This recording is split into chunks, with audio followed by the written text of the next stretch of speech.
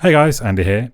So I reviewed the original Wahoo ELEMNT 3 years ago when I first got into cycling in a reasonably serious way. At the time, the Bolt was their latest and greatest head unit. That's the version 1. But I wanted the bigger screen and I quite liked the idea of the 2 rows of LEDs. Unfortunately, recently I've had issues with reboots and it not shutting down properly and not connecting to things properly. And you just can't risk your ride not recording. So I thought, well, this time I need to upgrade perhaps. By now, they've brought out a version 2 of their Bolt, which took in factors of navigation like their Roam unit had. And I quite like the idea of that, the sort of sat-nav-like capabilities. So that's what I upgraded to, and that's what we're going to take a look at today.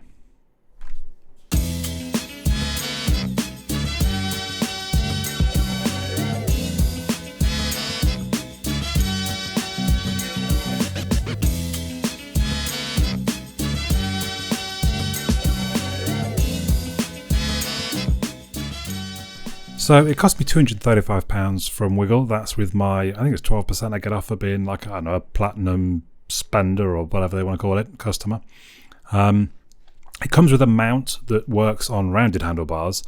For my aero bars, I had to go to, I think it was a company called Raceware, who I would recommend. They sent me one and said, oh, we're not sure it's quite a tight enough fit. We're going to send you another one. And they sent me another one which was a better fit. That was very good of them. So yeah, shout out to Raceware. Thank you very much for that. There is also a rubberized mount with cable ties, so you can kind of attach it to almost anything with those.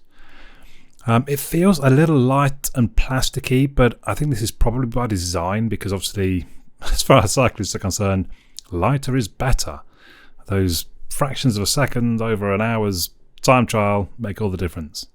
The buttons do stick out a little bit. They're rubbery in feel, but they're quite firm and clicky. I personally think they could do with sticking out a bit more. The screen itself is sharp and clear. It's not a touch screen, which I actually don't have an issue with. I prefer the buttons. If I've got cycling gloves, I'd rather sort of some nice big rubberized buttons to be pressing. The screen is kind of a matte effect. This Bolt version 2 has 64 colours. Some of the fields that you display can be used with a coloured background, like your heart rate and your power, but you need to select that from the options. So you'll have a regular heart rate and you'll have a heart rate with a colour background. You need to make sure you select the right data field. The Bolt V2 has 16 gig of onboard storage. So with all the maps, I think I had a gig spare. I removed North America, now I've got 3 or 4 gig spare. The mapping data includes elevation, which I guess is quite clever because if you sort of plot routes on the go, it will know what the elevation is going to be. The LEDs along the top can be used to indicate power, heart rate, pace, and all things like that. Also, they'll sort of flash in different directions when you're supposed to be turning, as in like giving you directions. There is an ambient light sensor for like an auto brightness, which on the whole works okay. I do think sometimes the screen seems a little bit dim and I struggle perhaps to see what it's displaying, but that could just be my new sort of old man eyes that I'm still getting used to cycling without my glasses. The app, I don't really use it much once you've linked everything up, but you can, in the app you can link to other things like Strava and other health apps. You can use the app to select routes and all that sort of stuff, but again, normally you just set the route in Strava and you sync it through to the device without the app even coming into play. You do use the app to decide what data fields you're going to show on the different pages and what pages are going to be shown on the device. But again, after that, hardly ever actually use the app really. You do need the app to be open if you want to be able to see phone notifications on the device though. So that's one thing you might want to use it for. Functionally, it integrates really well with Strava. I love live segments. This is no different. This was the same across all of the Wahoo head units. I believe you do need the paid Strava to get live segments though, but then as you're cycling a segment, if you start the segment, it will tell you how you're doing against your PR, like if you're ahead or behind or what your projected end time is and all that kind of thing, which for me is great fun really, to be quite honest, and quite motivational. It's quite easy to scroll through the pages on the unit. You can use, if you have Di2 like me, you can use the buttons on the hood to scroll through, otherwise you can be pressing the buttons on the unit. There is no button for the middle button, as in Di2. So my left hood button is the left button, my right hood button is right button, but there's nothing for the middle. So that can be a little bit of a pain, especially when you have to dismiss things, pressing the middle button which I'll come to in a second. You can zoom in or out to get more or less information on the screen. So if you want just like 1 or 2 data fields showing in nice big numbers, you can do that. Just zoom in, put them as your sort of top priorities and zoom in on the device. I quite like they've added custom notifications. So again, you set these up through the app. You can set them on sort of a amount of calories burnt, a number of miles cycled. So I've got 500 calories, I've got 40 miles and 100 kilometers. When any of those happens, it triggers a custom notification. This must be dismissed by pressing the middle button though. So not like other notifications that sort of vanish after, I don't know, 5 seconds or so. These do need to be dismissed. I have submitted an idea to Wahoo. I would love if it pops something up if my tyre pressures drop below 70, for example. Or I mean, just from any data field, just let you choose the data field. Maybe just want me to be notified when it's 12 o'clock or something. The rerouting, I would say, actually works really well. So if you go past a turning you're supposed to make because let's say the road is closed, it won't just say straight away, oh, turn around, you missed your turning. It will go, okay, we're going a different way, we're going straight ahead. And it will tell you how many miles it is before you get back onto your route as well. So you've got a sort of rough idea how much of a re-navigation you're taking. I don't think it's so easy to add locations onto the unit. I'd really like if you could sort of add almost points of interest. But I think basically you have to go somewhere and then add the place that you're at. So, you're at home, you can add home, you cycle out to your favourite coffee stop. When you get there, you can add it and then you can reference back to it later. But I don't think you can just sort of scroll around and choose locations, which would be handy to do. Or if you could do it through the app, maybe. As we come to the battery, Wahoo claimed 15 hours of battery life, which is pretty epic, really. But actually, from my experience, it's probably about right. So I rode 100 kilometres the other day and I don't know, about 65% battery left. I used it 2 consecutive days. It was about 9.5 hours, and I was still at about 34%, which both these things made me think, yeah, the 15 hours claim is probably about correct. I quite like this as USB-C charging, and it will charge at 5 amps. I charged it for 30 minutes, and it charged 40%. So you're looking kind of, an hour and a half to charge from totally empty to totally full.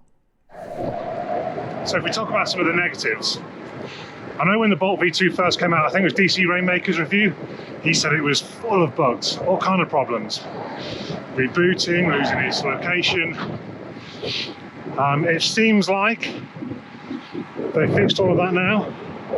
I certainly haven't had it reboot or anything. And the only bug I found is if I do a reverse route. So if there's like a 30-mile reverse route, it counts, and I want to see distance to go is on my map screen. It actually counts up the distance from the start, or I don't know, it doesn't calculate properly. I have told them, I have sort of submitted as a bug report, and I'm kind of working with them. I'm sending them screen recordings showing them what I mean. So hopefully they'll fix it. It's not often I do reverse routes, but I do like to know my distance to go. So the only negatives, I mean, there's big old bezels around it. Makes it look like it's from the 80s or something, really. And the auto brightness, generally, like right now, it looks fine. But there are times, I think, when it gets a bit bright outdoors, and I can't see the screen so well because I could do it being a little bit brighter. And I don't think there's any way to adjust that. The only other problem I have is that the screen is so small. I mean, the reason I got the original Element was because it was a nice big screen, and this one is a lot smaller, but I can't always see. Morning. But I can't always see because I've got old man eyes now. So I would have preferred a slightly bigger device. I'm not bothered about 10 more grams or anything. Slightly bigger device. It would have got slightly bigger battery, but not that it needs that. But yeah, I think those are the only real negatives that I can think of.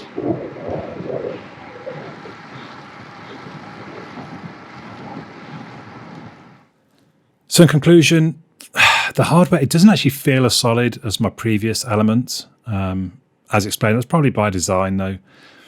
The screen is crisp and clear, but at times it's a little too dark, and it's quite a small screen. The use of colours is good, but I mean it's far from essential. It's nice, I do like it.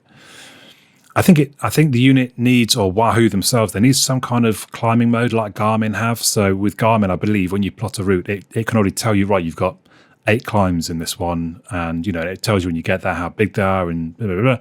So it's all sort of automatically done for you. And Wahoo, I think they do need something along those lines. On a plus side, the rerouting does work really well. So the sort of the feature that tempted me to the unit, at least that is pretty good. But apart from that, honestly, I don't know that this, if you've got the original Wahoo like me and you've not got problems, you probably might as well stay put. I think a lot of the software features are coming to the other units if they're not already there. I don't think you particularly need the color screen. So, and to be honest, I lasted 3 years without the rerouting. Having said that, it is very handy. But there's been a few times, there's nothing worse than that dreaded road closure if you've got a set route and you're not really sure how to route around it. So, is it their best unit? Yeah, probably is. If you don't have a unit, I would say you probably want the Bolt V2. If you've got one of their previous models, do you need to upgrade to it? I don't know. I don't know that you do. I'd be interested to know your thoughts. Please do let me know in the comments down below. I do read all the comments. But for now, my name's Andy, and I'll catch you all again soon.